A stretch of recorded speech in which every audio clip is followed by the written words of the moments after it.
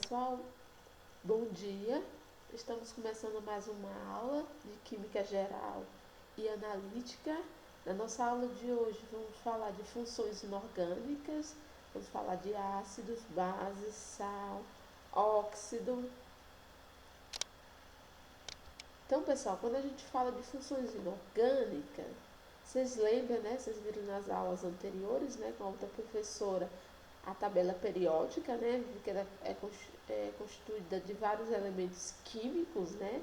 Então, na função inorgânica, a gente divide os elementos químicos em 4 grupos, que são grupos de bases, ácidos, óxidos, sais. E essa divisão, pessoal, nesses 4 grupos se deve a características semelhantes que os elementos químicos da tabela periódica apresentam. Então, eles acabam sendo agrupados nesses 4 grupos. Então, a gente trata disso na química inorgânica. A gente considera as funções inorgânicas dos elementos químicos. Então, na aula de hoje, a gente vai falar desses 4 grupos de grupos inorgânicos.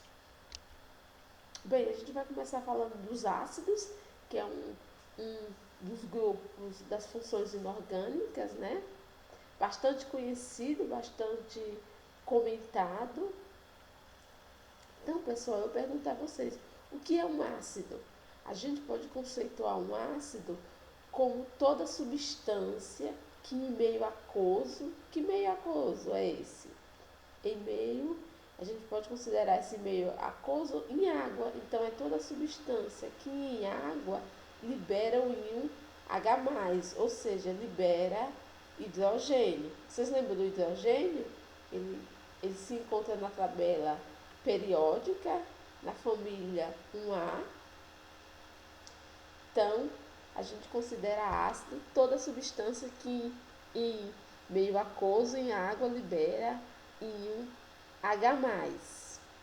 Então, pessoal, como é que eu identifico em uma substância, em um composto químico, como é que eu identifico que essa substância se refere a um ácido? Vocês vão ver que toda substância, todo composto químico que é ácido, ele apresenta o hidrogênio na sua constituição. Um exemplo é o ácido clorídrico, que tem a presença do hidrogênio. Ácido sulfúrico, tem a presença do hidrogênio. Ácido fluorídrico, tem a presença do hidrogênio. Então, para me identificar que aquela substância, que aquele composto é um ácido, tem a identificação do H+. Bem, pessoal,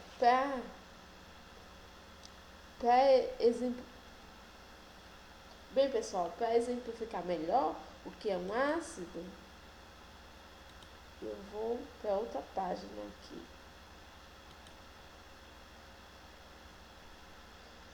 Então, pessoal, qual é a característica de um ácido? Vamos lá.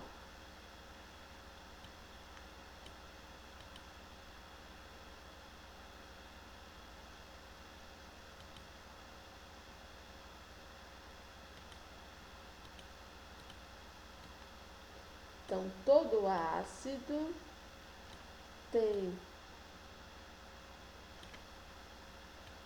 a presença de um íon hidrogênio. O desenho não está muito bom, mas eu acho que assim fica melhor para vocês, melhor entendimento, né? Quando eu começo também a escrever, acho que fica melhor entendimento. Então, vamos lá.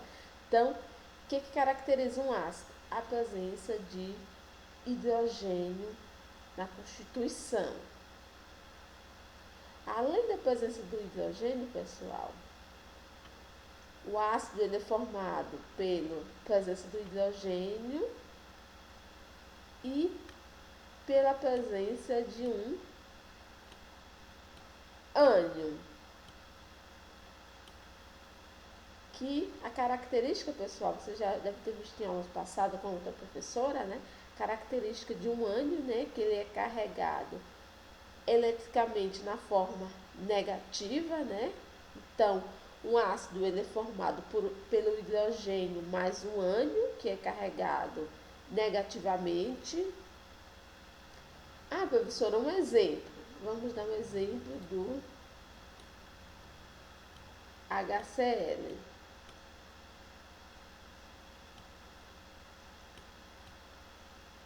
Então, HCl é um ácido chamado de ácido clorídrico,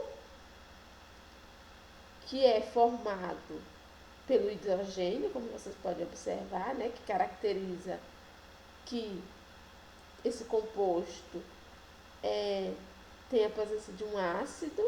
E se vocês observar, pessoal, o cloro é um ânion, então satisfaz as características de um ácido formado pelo hidrogênio mais a presença de um ânion. Então, se eu fazer a dissociação desse ácido, do ácido clorídrico, o que vai acontecer? Então, o ácido clorídrico em solução aquosa, ou seja, em água, o ácido clorídrico, ele se dissocia, formando hidrogênio mais o cloro, que é um ânion. Então, você consegue observar aqui que eu tenho uma presença do hidrogênio e tenho uma presença de um ânion, que são as características para a formação de uma substância ácida. Então, a gente pode dizer que toda substância ácida ela é formada pelo hidrogênio mais um ânion. Que ânion é esse? Pode ser vários. Nesse caso aqui, nesse exemplo, o ânion é o cloro, que é carregado negativamente. Então é necessário o hidrogênio mais um ânion para dar origem às substâncias ácidas. Então, como é que eu faço a identificação, professora, de um ácido? Vocês vão ver que o ácido é formado pelo hidrogênio mais a presença de um ânion. Então, é assim que eu consigo identificar uma substância ácida. Então, agora vamos voltar aqui para nossa apresentação em PowerPoint. Então, por exemplo, nesse exemplo aqui, o cloro é um ânion. Então, eu tenho aqui a formação de um ácido pelo hidrogênio mais um ânion. Nesse caso, é o cloro menos, que eu mostrei para vocês. Nesse caso aqui, do ácido sulfúrico, eu tenho a presença do hidrogênio, né, pessoal? E tenho a presença de um ânion. Nesse caso, o sulfato, que é CO4 2-. Então, aqui eu tenho um sulfato que é um ânion. Nesse caso aqui, eu tenho o hidrogênio e tenho a presença do flúor, que é um ânion. Então, aqui satisfazem as características para a formação de uma substância ácida. Então, assim que eu consigo identificar um ácido. Então, exemplificando, né, eu já mostrei para vocês na lousa, né, virtual. Agora vamos fazer a classificação dos ácidos. Como é que os ácidos são classificados, pessoal? Os ácidos eles são classificados de acordo com o número de hidrogênio ionizáveis. Então, as substâncias ácidas elas são classificadas em monoácidos, quando possui apenas um hidrogênio ionizável. Um exemplo são essas substâncias, vamos dar o exemplo do ácido clorídrico, né, que a gente falou anteriormente. Essa substância é formada apenas por um hidrogênio. Quando não aparece nenhum valor aqui no hidrogênio, a gente considera um. Então, a gente tem a presença apenas de um hidrogênio, né? No exemplo aqui do ácido clorídrico, então a gente pode considerar um monoácido. E, por exemplo, aqui no ácido nítrico, a gente observa só tem a presença de um hidrogênio. Ácido cianídrico, que a gente encontra na mandioca, Só a gente observa que só tem a presença de um único hidrogênio. Então a gente classifica em monoácido. A classificação é feita pelo número de hidrogênio presente. Quando eu tenho a presença de dois hidrogênios no composto, eu classifico em diácido. Possui dois hidrogênios ionizáveis. Por exemplo, o ácido sulfúrico, a gente consegue ver que ele tem dois hidrogênios. As outras substâncias a gente consegue também observar que tem a presença de dois hidrogênios. Então a gente chama de, classifica em diácido. Agora, quando eu tenho uma substância formada por três hidrogênios ionizáveis, então eu classifico como triácido. Um exemplo aqui é o ácido fosfórico. A gente observa que o hidrogênio, existem três moléculas de hidrogênio. Outro exemplo é o ácido bórico, que tem a presença também de três hidrogênios, então a gente classifica como triácido. Temos também o tetraácido, que possui quatro hidrogênios ionizáveis. Aqui a gente tem essa fórmula química, né? A gente observa que tem a presença de quatro hidrogênios. Então, pessoal, é bastante simples a classificação dos ácidos de acordo com o número de hidrogênios. Eles podem ser classificados como monoácido, apresenta apenas um único hidrogênio; diácido, quando apresenta dois hidrogênios; triácido, quando apresenta três hidrogênios; tetraácido, quando apresenta quatro hidrogênios. Então, é bem fácil da identificação. Os ácidos, pessoal, também podem ser classificados em hidrácidos e oxiácidos. A gente classifica os ácidos como hidrácidos quando eles não têm oxigênio na sua constituição. Por exemplo, o ácido clorídrico, né? A gente observa que não tem oxigênio na sua constituição. Outro exemplo, o ácido fluorídrico não tem oxigênio na sua constituição. Então, quando o ácido não tem oxigênio na sua constituição, a gente chama de hidrácidos. E quando o composto químico ele tem oxigênio na sua constituição, a gente chama de oxiácidos, como por exemplo o ácido fosfórico, ácido nítrico, ácido carbônico, ácido sulfúrico. Então a gente vê que tem a presença de oxigênio na sua constituição. Então a gente chama de oxiácidos. Então, dos oxiácidos, os prótons estão ligados ao oxigênio. Então, é bastante simples também essa classificação. Quando existe a ausência de oxigênio na constituição do composto químico, então a gente chama de hidrácidos. Quando tem a presença do oxigênio na constituição, a gente chama de oxiácidos. Então, a gente consegue identificar a presença do oxigênio. A gente também classifica, pessoal, os ácidos de acordo com sua força, que a gente chama força dos ácidos. O que é a força do ácido, pessoal? A gente pode dizer que é a facilidade que esse íon tem em liberar hidrogênio na fase aquosa, ou seja, a facilidade que o ácido tem em liberar hidrogênio em água. Então, quanto mais o ácido ele tem facilidade em liberar hidrogênio na solução aquosa, liberar em água, a gente classifica como um ácido forte. Então, aquele ácido que tem dificuldade em liberar hidrogênio na água, a gente chama de ácido fraco.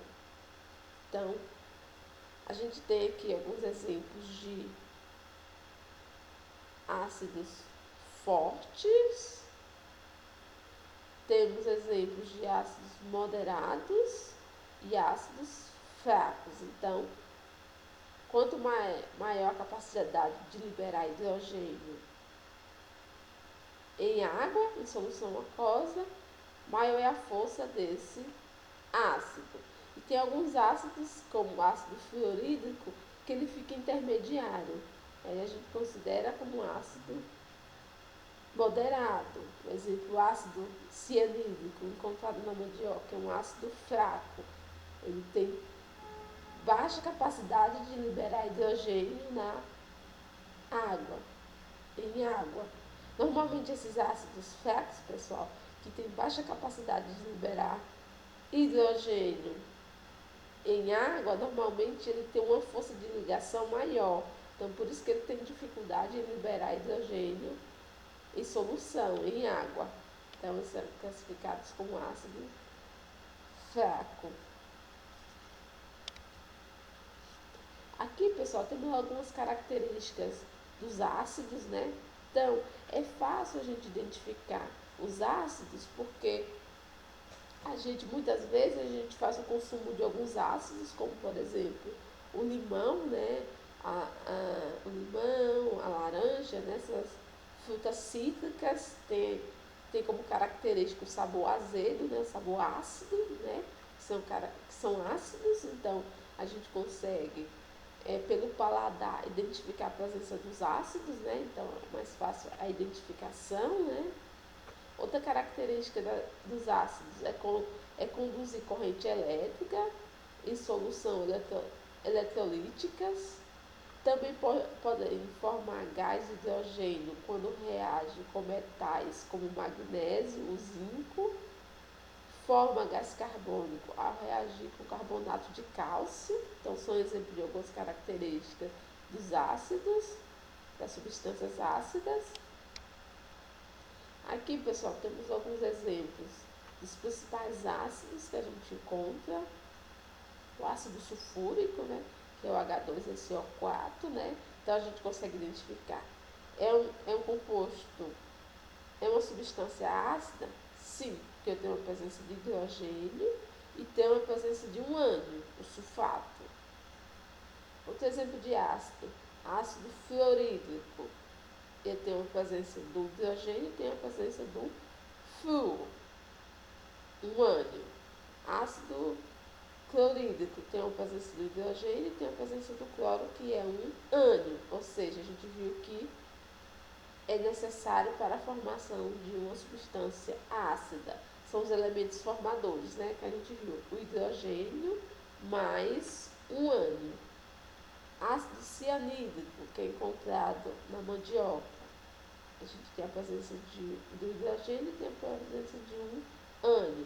Ácido carbônico, H2CO3, tem a presença do hidrogênio e de um ânion.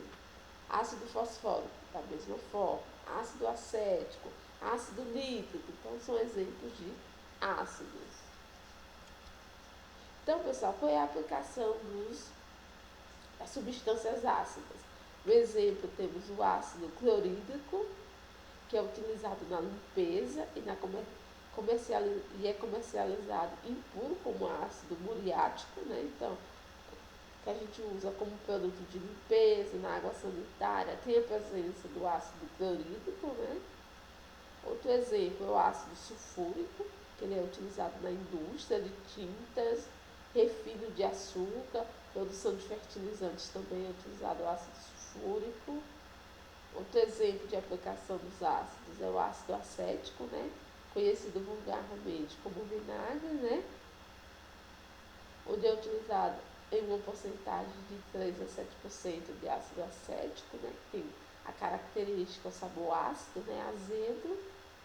Temos o ácido carbônico, que é utilizado em água gaseificada e refrigerantes, né? Então, ácido carbônico é bastante utilizado na indústria, né, a produção de refrigerantes. Temos o ácido nítrico, que é utilizado na fabricação de explosivos, né, de bombas, de fertilizantes, por exemplo. Não sei se vocês lembram, né, mas lá no Oriente Médio, né, lá em Beirut, né, houve a explosão por conta do armazenamento de fertilizantes, né, em um ponto, houve uma grande explosão.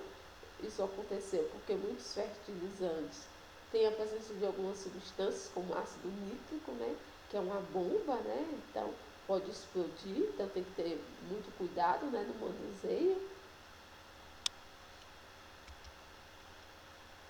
Temos também, pessoal, como exemplo, o ácido sulfídrico, H2S, que é uma substância de odor desagradável, indica putrefação, né? Esse odor, né? Temos outro exemplo, ácido cianídrico, né? Que é um gás venenoso presente nas folhas da mandioca, né? Então, para a gente consumir, fazer o uso das folhas, tem que eliminar esse ácido, que dependendo de regiões, por exemplo, na África, é bastante consumido folhas de mandioca, então lá eles passam por processo para a retirada do ácido cianídrico para fazer o consumo, né? Então, se o ser humano, animais consumir folhas com a presença do ácido cianídrico, pode morrer, né? Porque é um gás venenoso, né? Então tem que ter cuidado na preparação desses produtos contendo ácido cianídrico. E, pessoal, também no solo tem a presença de ácidos. Vocês mais na frente, quando vocês já tiverem vendo disciplinas mais específicas do curso, vocês vão ver que os solos, nossos solos brasileiros, podem apresentar acidez, ou seja, são solos que apresentam excesso de hidrogênio, né, característica para a formação dos ácidos. Então, normalmente os solos apresentam excesso de hidrogênio, e os nossos solos brasileiros, a maioria dos nossos solos são ácidos.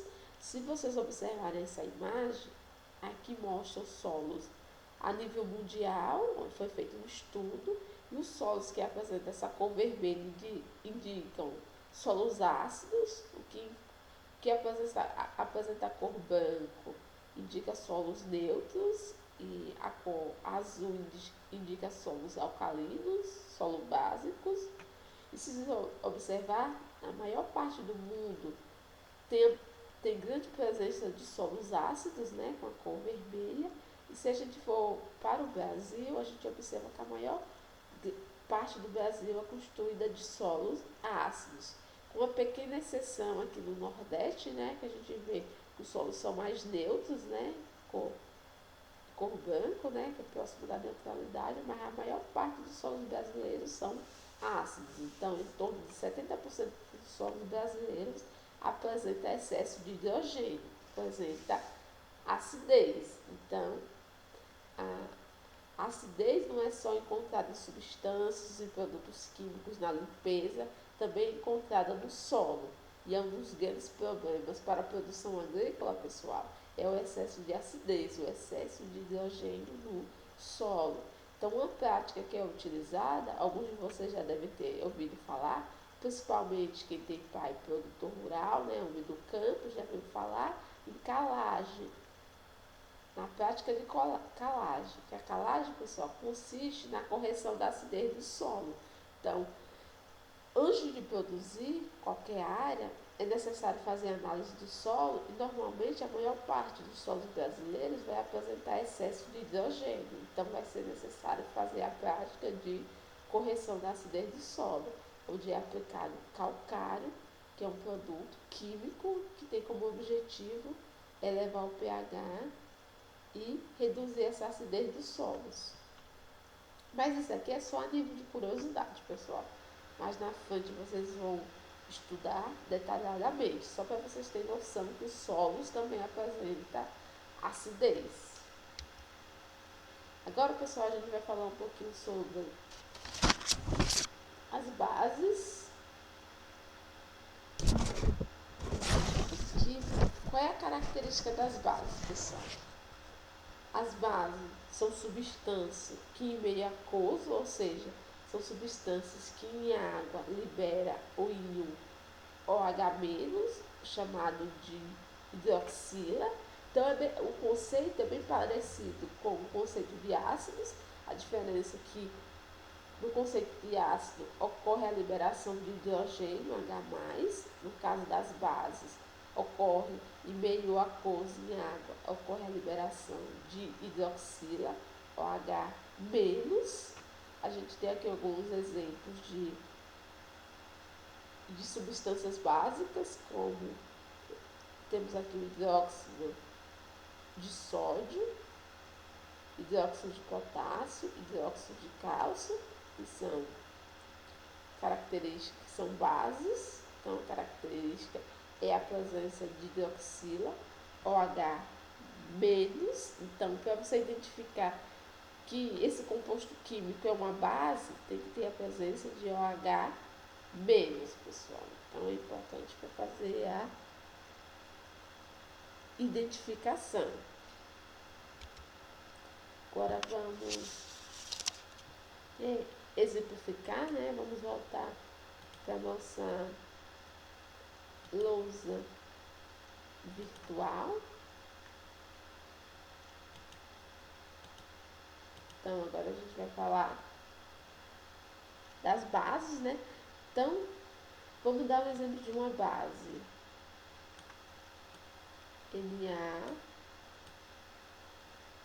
NaOH, que é o hidróxido de sódio, que é uma base. Por que é uma base, pessoal? Porque tem na sua constituição hidroxila, que é a característica, é o elemento formador de uma base, é a presença da hidroxila. Então, eu tenho aqui a presença de hidróxido de sódio. Então, hidróxido de sódio em meio aquoso, ou seja, na presença em meio em água, vai se dissociar, formando sódio, né, Na+, e vai formar também, pessoal, a hidroxila, OH-. Então, percebe, pessoal, ó, que hidróxido de sódio tem a presença da hidroxila, que é o elemento formador das bases. Então, para me identificar, pessoal, se o composto químico é uma base, tem que ter a presença da hidroxila, da OH-. Nesse caso aqui não tem o menos aqui, porque já foi neutralizado com o cátion aqui do sódio. Então, quando eu dissocio, eu observo que tem a presença do sódio mais e do OH-. Então, para mim ter uma base, eu tenho que ter a presença da hidroxila. Sempre isso vai ocorrer. Ah, professora, outro exemplo. Vamos dar outro exemplo. O hidróxido de cálcio.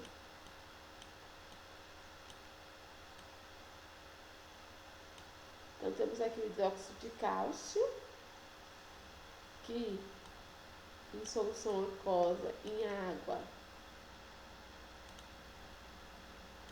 vai dissociar e vai liberar cálcio, né? Ca2+,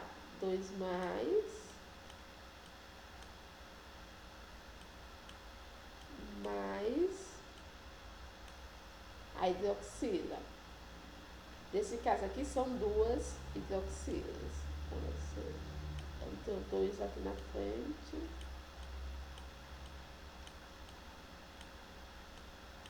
Então, aqui, ó, pessoal, eu tenho hidróxido de sódio. Então, em solução aquosa, em água,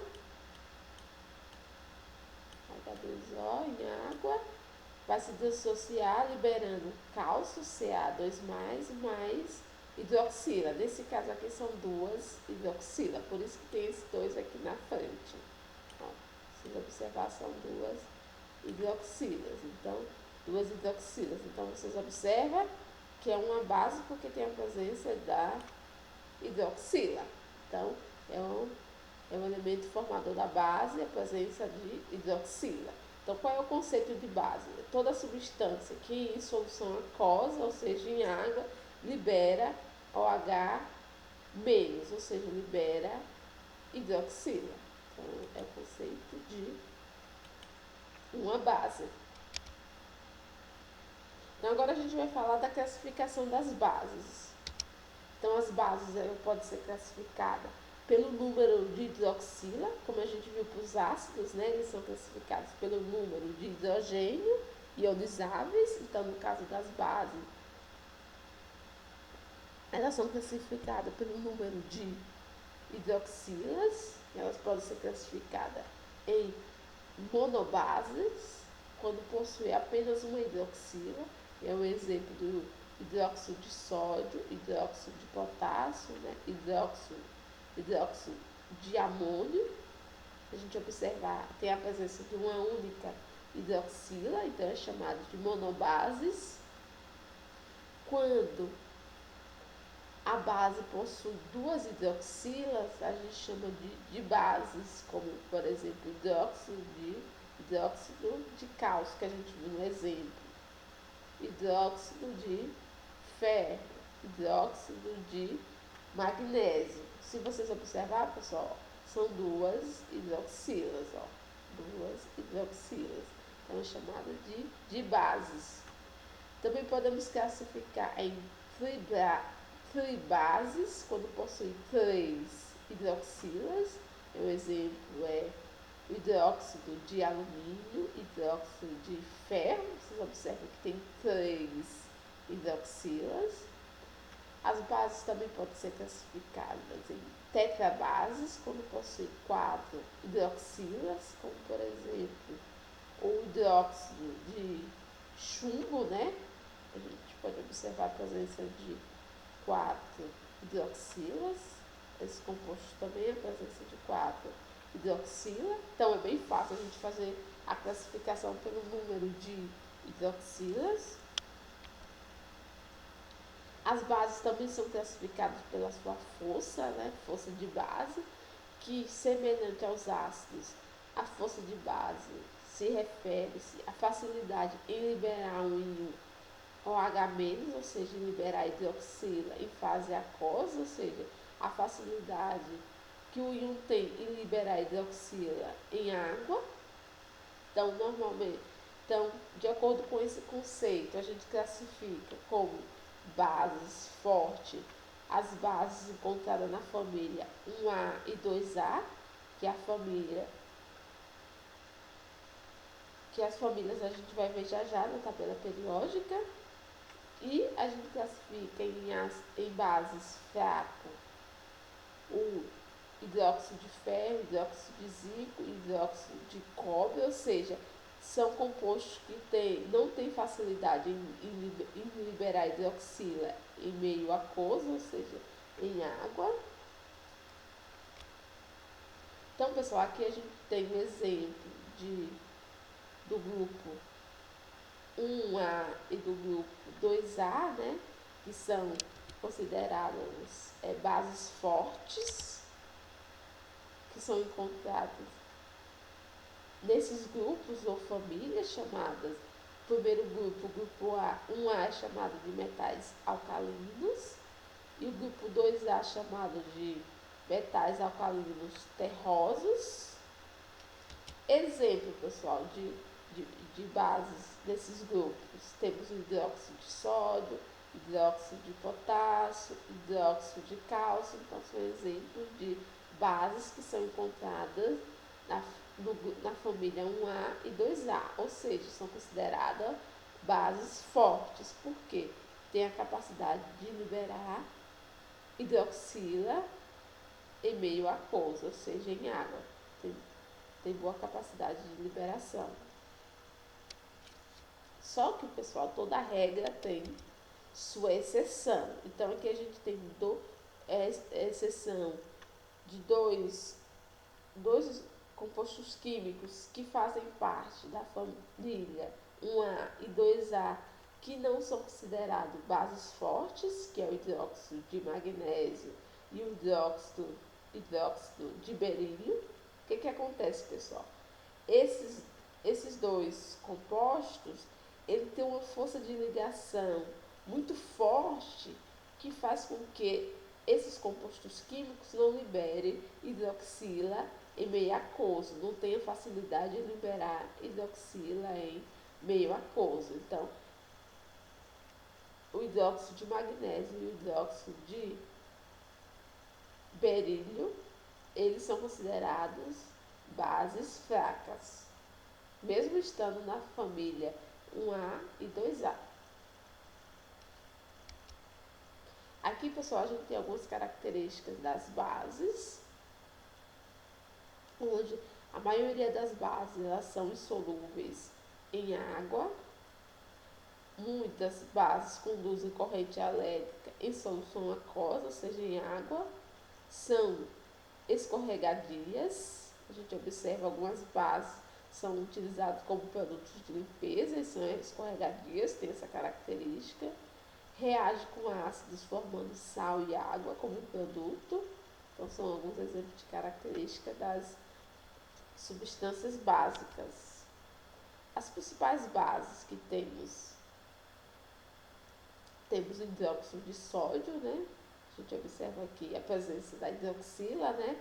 Como elemento formador das bases.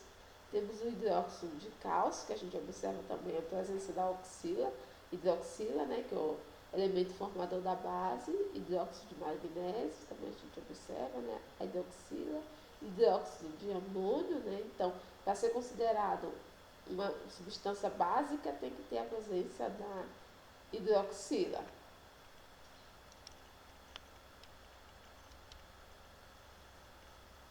Aqui a gente tem alguns exemplos, pessoal, de aplicações práticas, né? Então a gente tem como exemplo de bases o hidróxido de sódio, né? Que é utilizado na fabricação de sabão e indústria de corantes, né? Então é utilizado o hidróxido de sódio, né? Hidróxido de magnésio é utilizado em produtos farmacêuticos, né? Como antiácidos, como laxantes. Hidróxido de amônio é utilizado na fabricação de fertilizantes e como gás de refrigeração. Hidróxido de alumínio é utilizado em produtos farmacêuticos como antiácidos. Hidróxido de cálcio é utilizado na preparação de argamassa, né, que a gente é utilizado em cerâmicas, né, para colocar cerâmicas. E pessoal, como a gente falou de substâncias ácidas, alcalinas, né, ou básicas, a gente aqui se depara com o pH, né, onde a gente tem um pH variando de 0 a 14, onde substâncias que têm um pH abaixo de 7 a gente classifica como substâncias ácidas e substâncias que têm um pH acima de 7 a gente considera substâncias básicas ou alcalinas e substâncias que têm um valor de pH 7 a gente considera substâncias na neutralidade. Então a gente tem algum exemplo de produtos ácidos como suco gástrico, limão, vinagre, uva, por exemplo, são substâncias ácidas, tem um pH abaixo de 7. E temos aqui exemplo de algumas substâncias básicas ou alcalinas, como sangue, água do mar, detergente amoniacal, soda em solução, são alguns exemplos. E exemplos de substância neutra, a gente tem a água pura. Então, são alguns exemplos. E pessoal, como eu disse que os solos também apresentam Eu falei que os solos apresentam acidez, né? Além de acidez, os solos também apresentam alcalinidade, né?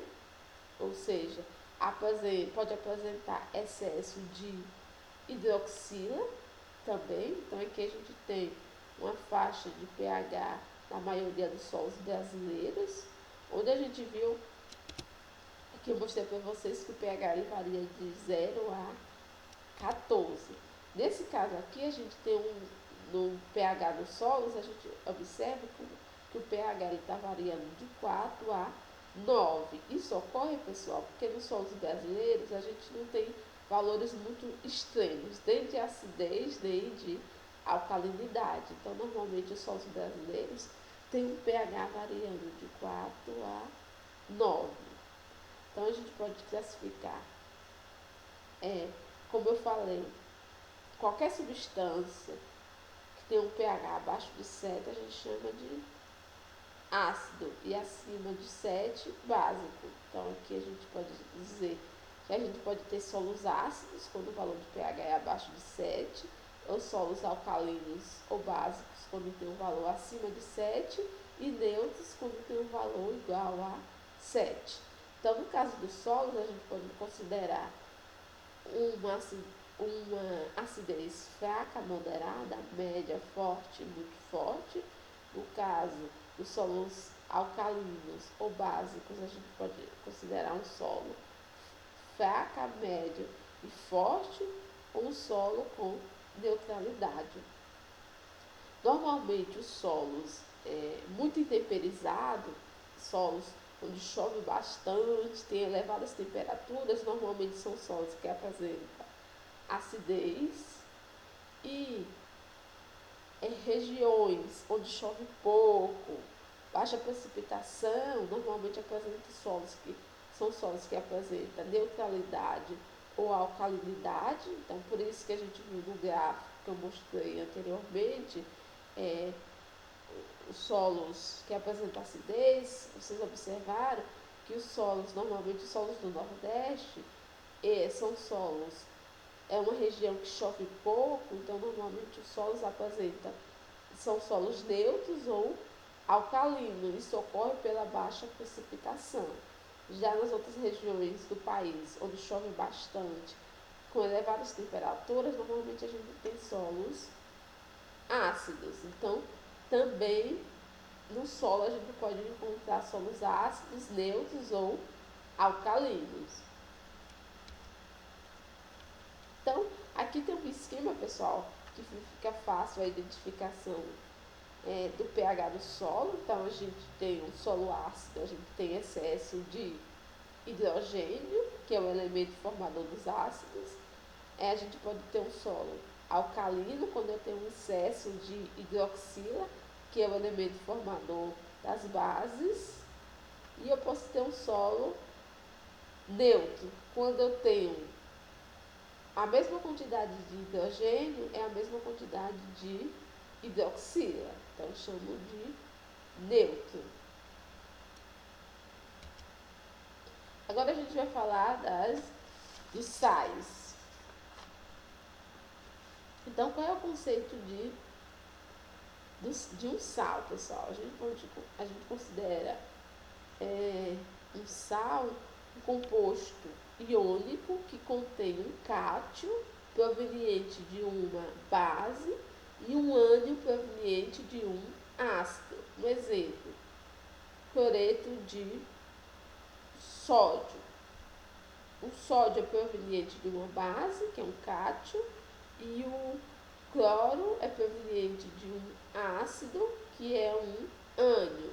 Outro exemplo, sulfato de sódio. É outro exemplo de sal.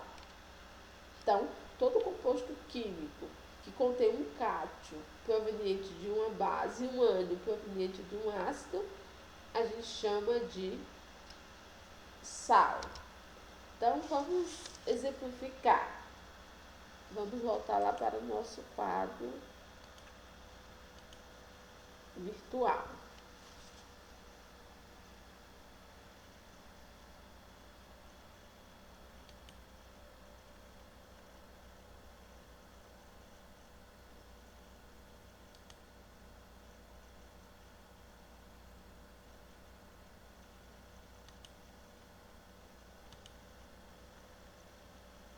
Então vamos lá, pessoal. Como é que eu identifico um sal?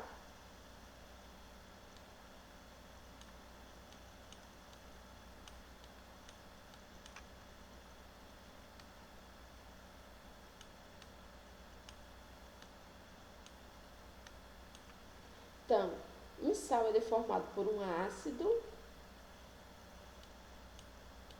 mais uma base. Então, isso que forma um sal.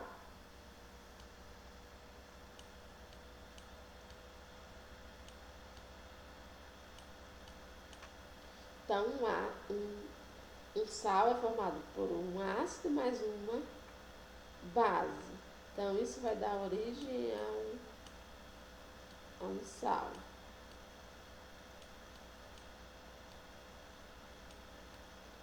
Vai dar origem a um sal, mas também vai dar origem a água. H2O. Então, para mim ter a formação de um sal, eu tenho que ter como um elemento formador um ácido mais uma base. Ah, professor, um exemplo. Vamos dar um exemplo. Cloreto de, por exemplo, cloreto de sódio. O que é o cloreto de sódio, pessoal? O cloreto de sódio é o sal de cozinha, bastante conhecido, né? Que a gente utiliza em casa, né? Para dar sabor aos nossos alimentos, né? Dar o sabor salgado. Então, um exemplo, cloreto de sódio é um sal. Então, quando ele se dissocia, eu tenho, por exemplo, a formação de sódio, né? Na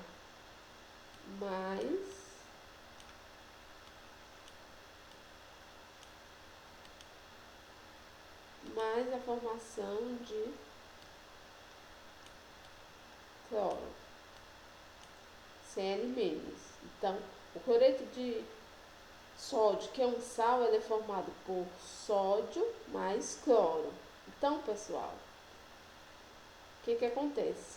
Esse sódio, ele é proveniente de uma base. E esse cloro é proveniente de um ácido. Então, o cloreto de sódio, ele satisfaz o elemento de formação de um sal, que é formado por um ácido mais uma base. Então, aqui eu tenho um sal. Então, vocês têm que gravar essa informação. Todo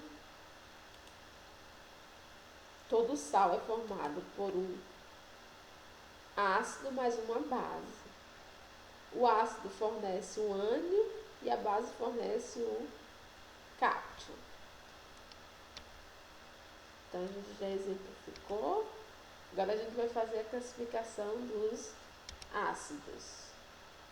Então, os ácidos eles podem ser classificados pela solubilidade em água. Aqui são exemplos dos sais mais comuns. Então, os sais eles podem ser classificados em solúveis e insolúveis. Como sais solúveis, a gente tem o nitrato, que tem essa forma química, NO3-, temos os cloratos, com exceções para acetato de prata, que não é solúvel. Temos os acetatos, cloretos, brometos, iodetos e sulfatos, são exemplos de sais solúveis, com exceção, por exemplo, no caso dos sulfatos, a exceção é o cálcio, o bário, por exemplo, chumbo, não são solúveis em água. Exemplo de sais insolúveis, temos os sulfetos, os carbonatos e os fosfatos, e claro, em toda a regra tem suas exceções. Então, exceções são sulfetos de metais alcalinos terrosos, amônio, são exemplos de alguns sulfetos que não são insolúveis em água. Então, pessoal, eu grifei aqui o fosfato como um composto insolúvel, porque a gente tem uma aplicação prática no campo, né? Trazendo para a agronomia. Fosfato, pessoal, é um fertilizante químico. Ele é. Deixa eu ver se eu coloquei. Então, aqui, ó, tem um exemplo de fosfato naturais. Esses fosfatos naturais nada mais é do que um fosfato, PO4 3-, que é insolúvel em água. Então, é um fertilizante. Ele é proveniente de uma rocha, né? Chamada de fosfato. Então, aqui é o exemplo da rocha fosfatada, né, que dá origem a esse fertilizante que tem como característica ser insolúvel em água. Então, é um problema, pessoal, para a utilização do fosfato natural na agricultura. Por quê? Porque os fosfatos, eles são insolúveis em água. Então, como é que a gente vai conseguir solubilizar os fosfatos? Então, normalmente os fosfatos, eles têm uma boa solubilidade em meio ácido. Então, é preciso que o solo apresente acidez para que ocorra a solubilização do fosfato. Então, a característica desses fertilizantes, pessoal, é que a liberação deles nos solos é muito lenta, porque é preciso ter acidez do solo para que ocorra essa liberação. Então, normalmente, os fosfatos naturais, eles são utilizados para cultivo de espécies perenes, florestais, que permanecem por mais tempo no campo. Então, normalmente é feita a aplicação para esperar uma solubilidade com o passar dos anos. Então, é interessante para espécies como frutíferas, espécies florestais, a utilização dos fosfatos naturais. Agora, se eu tenho uma espécie de ciclo curto, como hortaliças, como culturas anuais, soja, milho, feijão, eu não posso utilizar um fosfato natural. Por quê? Porque tem baixa solubilidade em água, então demora para solubilizar e fornecer o fósforo, que é um nutriente químico que a planta precisa para crescer, se desenvolver. Então, normalmente, se aplica nessas espécies que eu falei, por permanecer mais tempo no solo. Então, é interessante, pessoal, quando se faz a aplicação de fosfatos naturais, é que eles sejam incorporados ao solo, porque naturalmente os solos apresentam alguns ácidos, então vai ocorrendo a solubilização, só que ocorre de forma lenta. Então, é um exemplo de aplicação prática de um sal do grupo dos fosfatos. E aqui tem um exemplo, pessoal, de algumas das principais reservas de fosfato dessa rocha, que a maioria das reservas estão no estado de Minas Gerais, em Patos de Minas, Catalã, Araxá, são exemplos de alguns municípios que apresentam reservas de fosfatos naturais.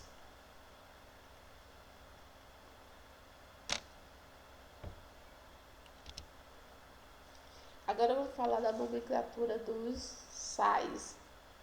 Então, como é que é feita a nomenclatura dos sais? Os sais, pessoal, eles é formado pelo nome do ânion mais o nome do cátion. Um exemplo temos como ânion cloreto e como cátion ferro. Então, o nome do sal é cloreto de ferro. Bem simples, formado pelo nome do ânion mais o nome do cátion. Temos aqui como ânion sulfato, como cátion sódio. Então, nome do sal, sulfato de sódio. Como ânion a gente tem o nitrito e como cátion potássio. Então, o nome do sal é nitrito de potássio. Aqui como ânion a gente tem o brometo, como cátion cálcio. Nome do sal, brometo de cálcio. Então é bem simples. Nome do ânion mais o nome do cátion. Então aqui temos algumas características dos sais. É um composto iônico, são sólidos e cristalinos. Um exemplo é o cloreto de sódio, né? O sal de cozinha. Sofre ebulição em temperaturas altas, conduzem corrente elétrica em solução, tem um sabor salgado, né? Por isso que o cloreto de sódio é utilizado na cozinha, né? Na culinária, pelo sabor salgado, característica, então também é fácil identificar a presença de sais. Aqui a gente tem os principais sais, como por exemplo, cloreto de sódio, né, o sal de cozinha, temos o fluoreto de sódio, nitrito de sódio, nitrato de amônio, eu coloquei em vermelho, porque o nitrato de amônio é um fertilizante químico utilizado para a adubação das culturas, né? É uma fonte de nitrogênio. Temos o carbonato de sódio, bicarbonato de sódio, temos o carbonato de cálcio, que é o calcário, que além de ser um corretivo da acidez, também é um fertilizante utilizado na agricultura.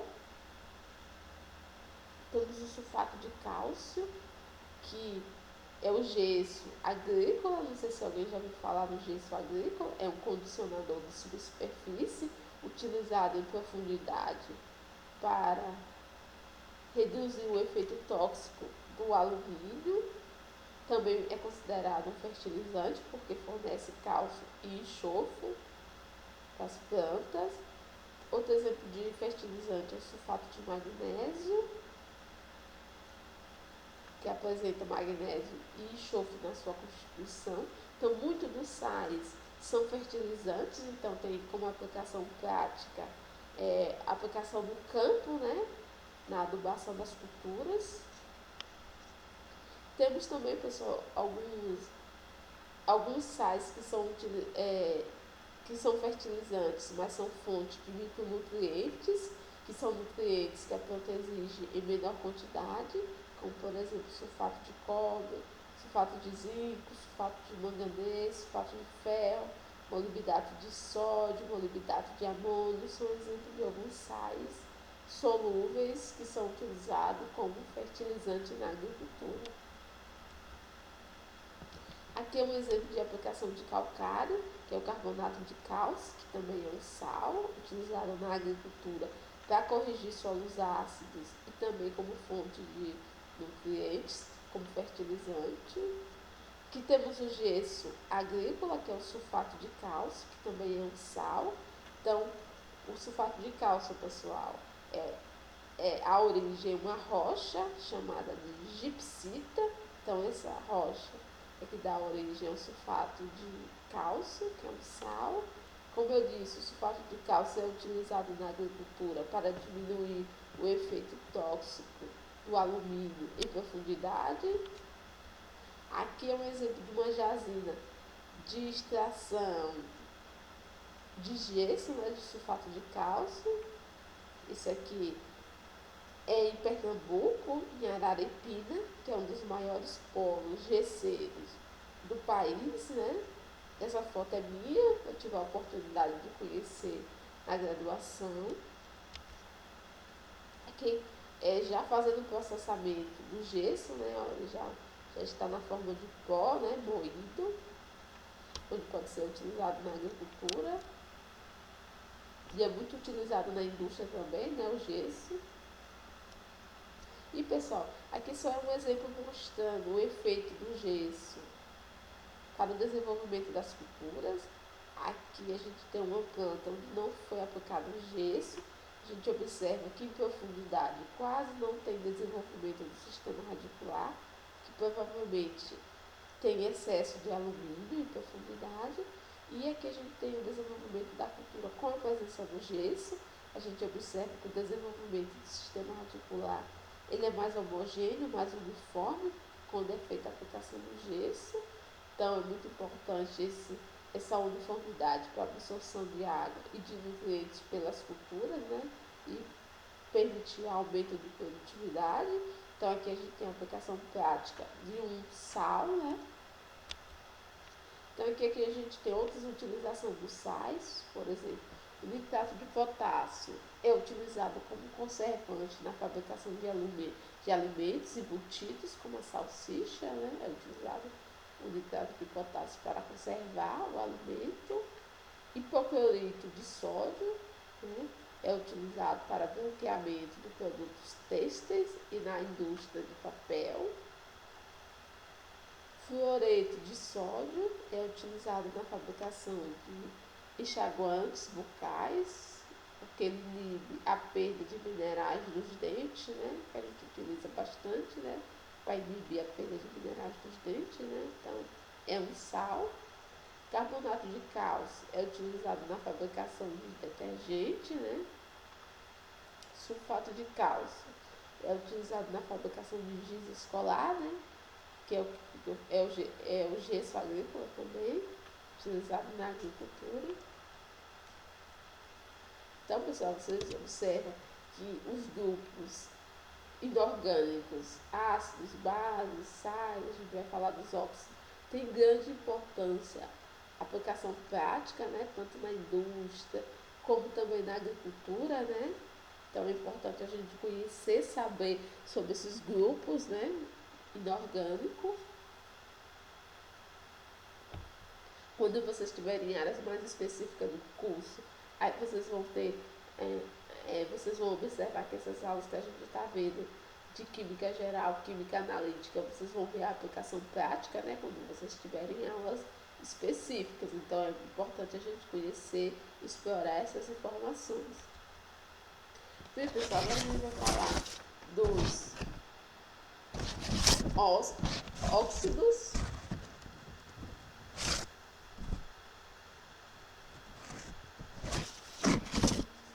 que são compostos, caracterizados como compostos binários. Por que compostos binários? Porque eles são formados por dois elementos químicos. E um desses elementos químicos é o oxigênio, que é o elemento mais eletronegativo. Então, a gente viu que um óxido é formado por dois compostos binários, né? Dois compostos químicos. E um desses compostos é o oxigênio, que é o elemento mais eletronegativo. Então, aqui a gente tem exemplo de alguns compostos. Óxido de enxofre. Temos óxido de sódio. A gente observa que todos esses compostos têm a presença do oxigênio. Então, agora vamos para a exemplificação. Vamos lá para o nosso quadro virtual.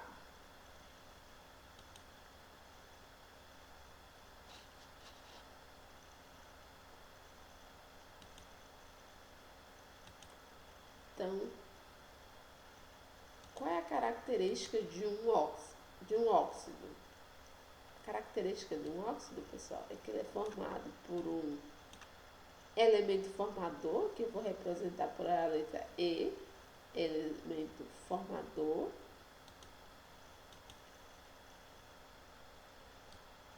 Vou colocar aqui um X, que representa o índice de um elemento formador, né?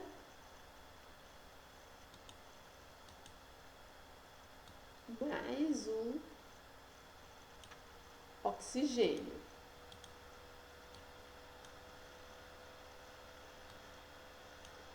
Deixa eu apagar aqui para ver melhor isso.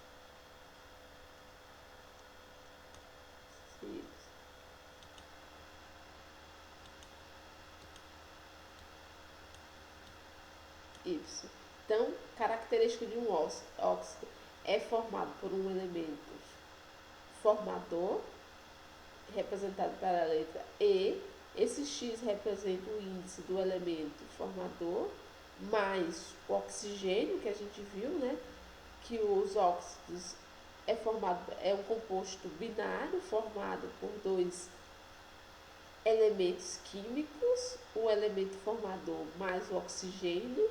Então, a característica dos óxidos é ter a presença de oxigênio mais um elemento formador. Então, esse Y aqui representa o índice do oxigênio, né? De acordo com o composto químico, pode apresentar ou não um índice, né? Então, são exemplos de óxidos. O gás carbônico, que é um exemplo de óxido. Ó, se vocês observar, tem um elemento formador? Tem. O carbono. Ele tem índice? Não aparece aqui. Quando não aparece nenhum valor, pessoal, significa que o índice é 1. Então, tem um elemento formador? Tem. Tem oxigênio? Tem oxigênio. Quantas moléculas de oxigênio? 2. Tem índice esse oxigênio? Tem. 2, ó, a gente consegue ver aqui. É o Y que está aqui.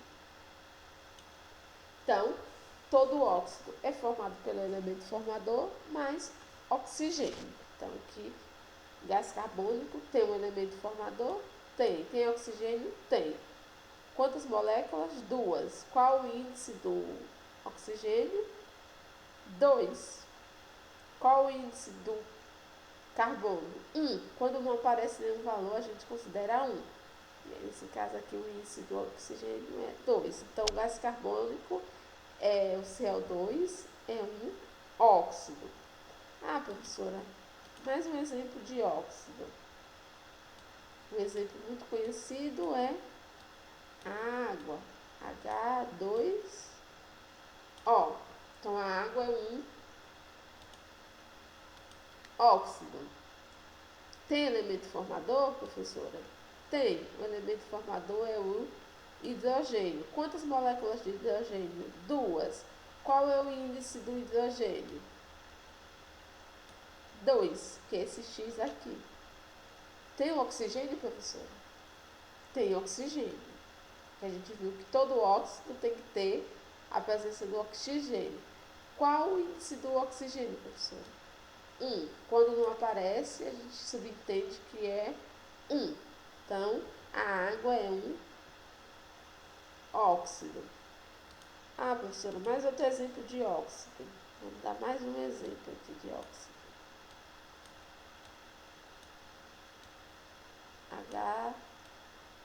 H2O2. Alguém sabe que composto é esse? É chamado vulgarmente de água oxigenada, mas o nome técnico é peróxido de hidrogênio, mas é chamado vulgarmente de água oxigenada, né? Bastante utilizada na indústria. Então, professora, é um óxido. Então, vamos ver se ele satisfaz a característica de um óxido. Tem elemento formador? Tem. O hidrogênio. Tem quantas moléculas de hidrogênio? 2. Qual é o índice do hidrogênio? 2. Tem oxigênio, professor? Tem oxigênio. Quantas moléculas? 2. Qual o índice do oxigênio? 2. Então, aqui a gente consegue identificar, pessoal, claramente o que é um óxido. Como é que eu identifico que um composto químico é um óxido? Ele tem que ter a presença de oxigênio e tem que ter um elemento formador. Sempre um óxido ele é formado por 2 compostos binários. Então, é assim que a gente identifica um óxido. Agora a gente vai falar da classificação dos óxidos. Então, os óxidos eles podem ser classificados de acordo com a ligação química. Ele pode ser classificado em iônico, quando a combinação ocorre a combinação do oxigênio com metais. Um exemplo é o óxido de zinco. Ele pode ser classificado, os óxidos, em moleculares, quando a combinação do oxigênio ocorre com elementos não metálicos, como por exemplo o óxido de enxofre. E, de acordo com as propriedades químicas, os óxidos podem ser classificados em básicos, são óxidos que em solução aquosa, ou seja, em água, altera o pH para maior que 7, então a gente considera como óxido básico. Exemplo é o óxido lítico. Óxidos ácidos são óxidos que em solução aquosa reagem com a água e formam ácidos, por isso que é chamado de óxidos ácidos. Por exemplo, CO2, óxido nítrico. E temos também os óxidos neutros, que são aqueles que são óxidos que não reagem com a água, então não são nem ácidos nem básicos, quando não reagem com a água, chamado de óxidos neutros. Temos os peróxidos, que em solução aquosa reage com a água ou ácidos diluídos e forma água oxigenada, né? Que eu dei um exemplo, né, do peróxido de hidrogênio, né, H2O2, ou chamado de água oxigenada, constitui um óxido do grupo peróxido. E temos os óxidos anfóteros, que podem se comportar como um ácido ou uma base, dependendo da solução. Um exemplo é o óxido de zinco, que não é uma base nem um ácido, não é nem um óxido básico nem ácido, é anfótero, dependendo das condições, pode se comportar como um ácido ou como uma base. E como é a nomenclatura dos óxidos, pessoal? Os óxidos eles são formados pelo nome óxido de e o nome do elemento combinando com oxigênio. Então, a gente chama a nomenclatura dos óxidos, óxido de e o nome do elemento que combina com oxigênio. Exemplo, óxido de cálcio. Então, o elemento que está combinando com oxigênio é o cálcio. Então, a gente coloca óxido de e o elemento que está combinando com oxigênio. Então, é bem fácil fazer a nomenclatura dos óxidos. Óxido de cálcio, óxido de alumínio. Quem está combinando com oxigênio? Alumínio. Outro exemplo, óxido de ferro 2. Então, quem está combinando com oxigênio? O ferro. No caso do ferro, pessoal, o ferro ele pode ser encontrado na forma 2 mais e 3 mais. Então, tem que informar se é óxido de ferro 2 ou óxido de ferro 3. Temos outros exemplos de óxidos. Monóxido de carbono. Nesse caso aqui já é diferente a nomenclatura. Quem está combinando com o oxigênio é o carbono. Mas é chamado de monóxido porque só tem um óxido. Ou seja, só tem um oxigênio. Podemos ter também o pentóxido de nitrogênio, que tem essa forma aqui, que é uma das exceções também, a nomenclatura, mas a maioria é o nome do óxido de, mas o nome do elemento que está combinando com o oxigênio.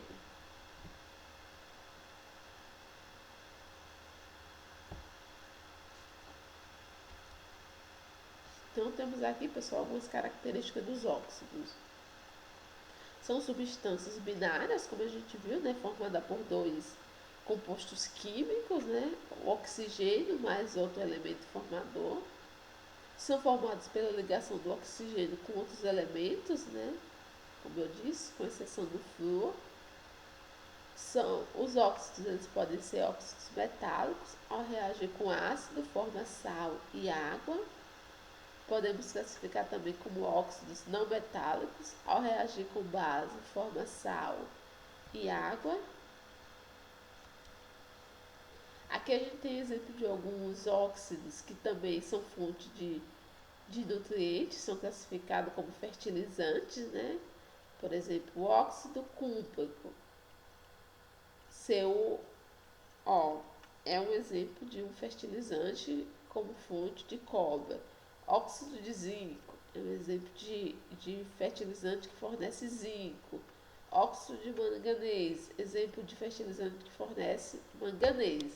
Então, todos esses elementos químicos que são encontrados na tabela periódica, cobre, zinco, manganês, pessoal, são nutrientes de plantas, ou seja, as plantas necessitam para crescer, se desenvolver. Ah, professora, quais são as aplicações práticas dos óxidos? Então, temos aqui o óxido de cálcio, que é utilizado na correção de pH do solo, né? Temos o óxido de manganês, é utilizado na fabricação de aço. Óxido de estanho é utilizado na fabricação de latas, né? Óxido de ferro 3 é utilizado na fabricação de pigmentos. Óxido de alumínio é utilizado na fabricação de alumínio. Então, eles são exemplos de aplicações práticas dos óxidos. E, pessoal, aqui tem um mapa mental para vocês, um resumo, né, do que foi dito, assim, de forma mais simples, né, as funções, as características dos ácidos, das bases, dos sais e dos óxidos, né, que vocês também podem fazer esse mapa mental, né, o que vocês entenderam de cada grupo, né, para o entendimento. Então, pessoal, assim a gente encerra a nossa aula de hoje. Lembrando que eu vou passar para vocês um exercício, né, para vocês praticarem essas informações, né, que vocês aprenderam hoje, né, sobre os ácidos, bases, sais e óxidos, né. Então, eu vou passar uma lista de exercícios para vocês resolverem, né, e enviarem até a próxima aula. Então, na próxima aula eu vou fazer a resolução dessa atividade, dessa lista de exercício, tá, pessoal?